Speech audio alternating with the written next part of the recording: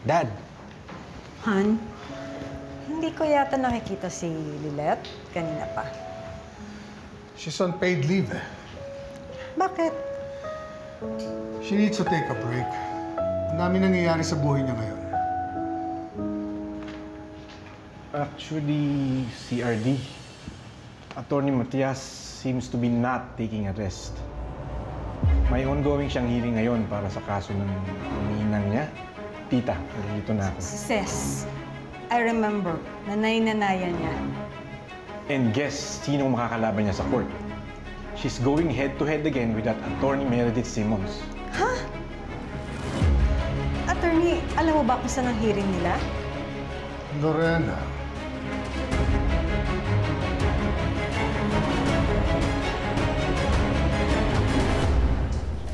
Nakakabahan ako. First time ko yata ko yan. Saan tayo uupo? Doon tayo. Sige po. Yung tatay mo, nandiyan pa. Dito na ba dito na? Hindi ka ako nagdala ng jacket eh. Sinabihan mo pa ito. Kailangan malakas ang loob mo ha. Pati boses mo, kailangan kakakabapanatid ka. Tandaan mo, basta Matias, hindi umaatras, ha? Ako dyan pa ito. Sige.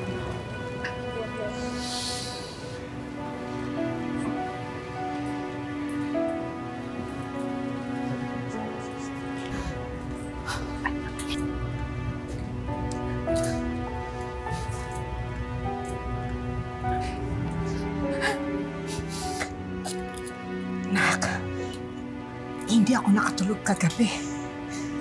Huwag po kayo kakabahan na. Magiging okay pong lahat.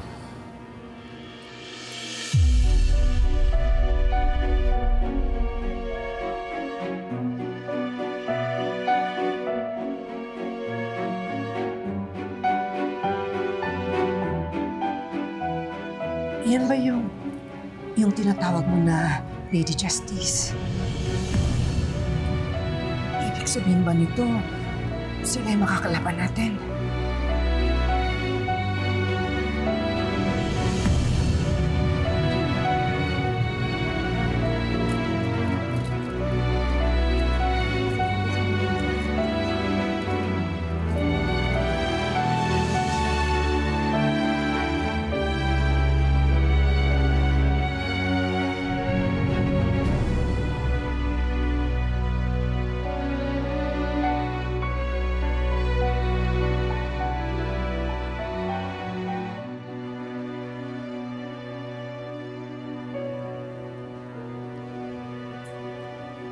Hala?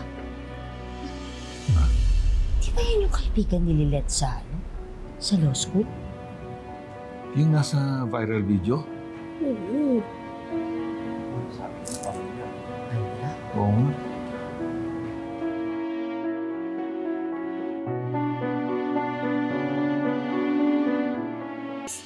Honorable Soporonio Azala, Presiding Judge, Regional Trial Court, Branch 45, Manila.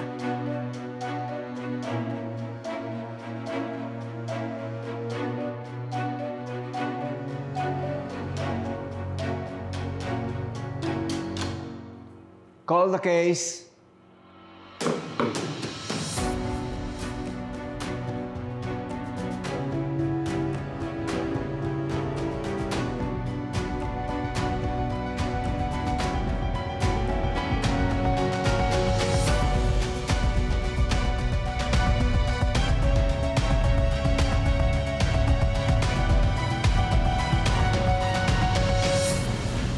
Huwag po kayong kabahan, ha? Kaya po natin to.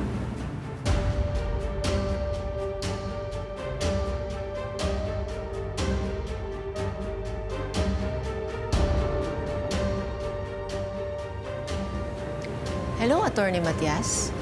Nice to see you again.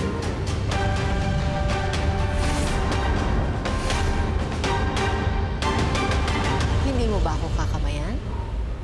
Am I not a worthy opponent to you, Attorney Matias? Oh, what? Di ka makapagsalita. Huwag kang ganyan mamaya sa hearing. Give me something. Pahirapan mo naman ako ng konti nang mapatunayan nating guilty ang nanay-nanayan mo. Shall we resume? Call the next case, please.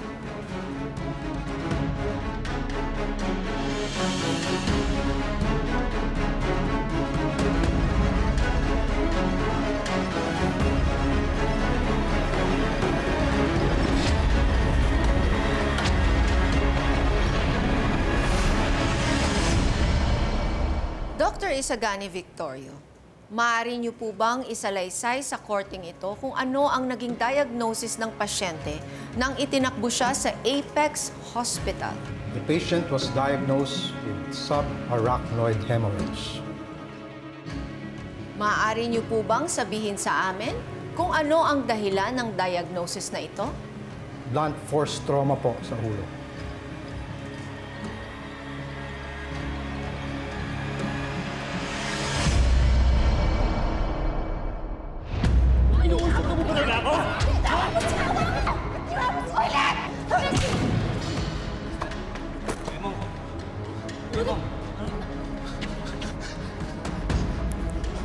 Ate, Anton, tawagin mo si Winnie, tsaka si Omar!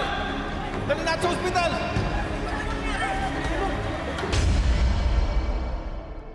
Your Honor, I am showing you what has been marked as Exhibit A.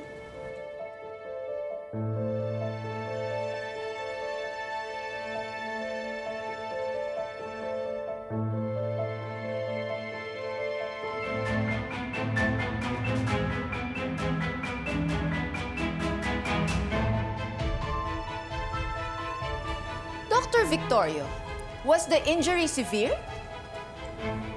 Yes. So severe that at 5:47 p.m. of the same day, nawalan ng anak ang isang ina? Ganun po ba?